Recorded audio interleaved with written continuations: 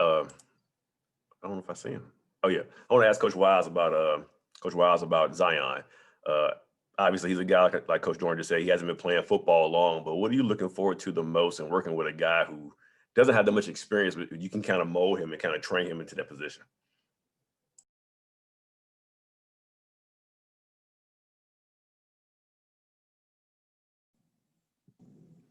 Charlie, you're muted. Appreciate that, John. You're the only man looking out for me. Unlimited potential. A guy who I watched come out for his first spring football practice out at East Forsyth and watched him, and then the growth that he had, just not only from a production standpoint, but really learning the game. Coach Willard, I know, does a tremendous job. They coach him. So obviously, I think he has a football IQ. So you got a real nice package, a kid that could be a giant too. I mean, he's long, he's 250 pounds right now and easily could be, a 280-pound kid here in a year or two. So the unlimited, I think, potential excites me the most. And then, he's raw and being able to develop a kid like that and, could really come in and no telling what he could turn into. So very excited. Because he has that basketball background, how much does that help into his football skills on the field? Well, I think anytime in recruiting, you go watch a kid play and run the hardwood and play basketball, it shows the athleticism or lack thereof. So Zion having that, ability. Now, I've never seen him play basketball, but obviously he was a very important piece of their basketball program, and because he's so big and long. But the guys that I've always recruited, they play basketball. It really stands out how athletic they are or how not. So you see a lot of guys translate from basketball to football. So James Henderson, what you got?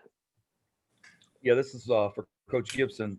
Tony, you signed 2 linebackers in this class, and obviously you had a scheme that you needed to sell to them before seeing the product this year, and you were able to get those 2 commitments, I believe, before getting on the field. Just talk about both Caden and Jordan and how you feel like they fit in what you guys do. Yeah, I think that both of those kids fit our scheme really well. They're very athletic. Both of those guys are converted safeties, play a lot on offense, do a lot of different things on the field. So, Caden has played Wildcat quarterback. Obviously, Jordan's played some tailback. Those guys got great ball skills, just great football sense and savvy.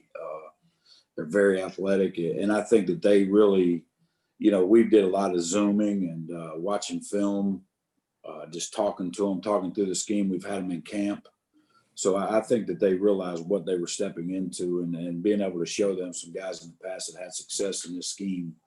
They're really excited about it. So really looking forward to both of those guys, and they're both mid-year. So looking for them guys to get a lot of reps in the spring, and they're going to both have great careers here. Appreciate it. Alec.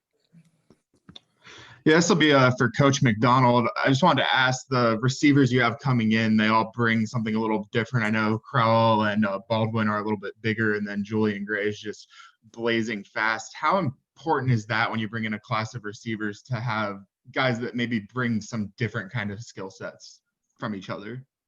I think it's really important. I think we've, in the past, since I've been here, we've tried to get big physical guys that can match up on the edge, which they've done a good job. So the last couple of years with Coach Glasscock's help, we've really been trying to just get more guys with speed who can do a little bit more after the catch. And I think all these guys have that trait, with Gray being, track fast. I think Crowell, Coach hit on it. He does a really, really good job of creating plays in space and creating the plays after he's gotten the ball in his hands. And then Jacoby, we've had him at camp. He does everything well. So I'm excited to get those 3 guys here and add them to the mix and keep getting better at the wide receiver spot. Matt Carter. Yeah, I have one for Coach Wiles and one for Coach Guess. And Coach Wiles, can you talk about the other D lineman you got from the state, Travali Price? And then for Coach Guess, and what are you kind of expecting out of Chandler Javala kind of coming in as a grad transfer, trying to prove himself at a higher level. What kind of expectations do you have for him? I'll talk about Travali real quick. Explosive kid that can be I think, play all three downs for you. Has played a lot of football in high school, was a tremendous player as a 10th grader too. So obviously didn't get, he missed his senior season, but has played a lot of ball and has really worked hard to get bigger, stronger, and faster. So explosive, and you can see in his numbers. I mean, I think it was 22 TFLs, 11 sacks. So the kid has some playmaking ability. Very, very excited about him. Yeah, with Chandler, really excited about him coming in. I think the biggest thing, and you kind of alluded to it, is he wanted the opportunity to prove himself at the next stop, the next level. And he's one of those guys. You look at him right now, he's 6'5", 320 pounds.